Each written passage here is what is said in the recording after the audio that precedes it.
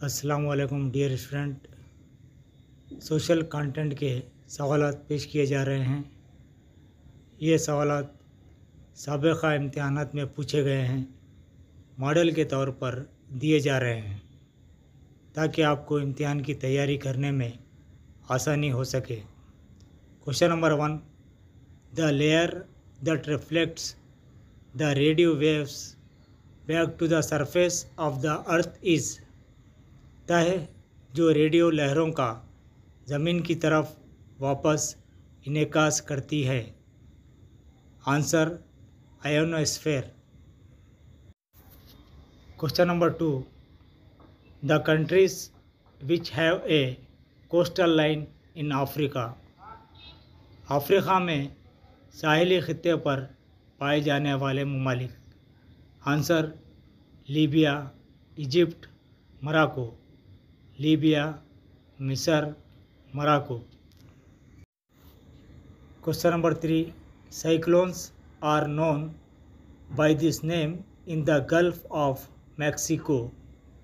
Mexico के gulf के तूफ़ानों को इस नाम से जाना जाता है। Answer hurricanes. Question number 4, the negroes of central and south Africa are known as. वस्ती और जनूबी अफ्रीका के नेग्रोस कहलाते हैं। आंसर बंटूस।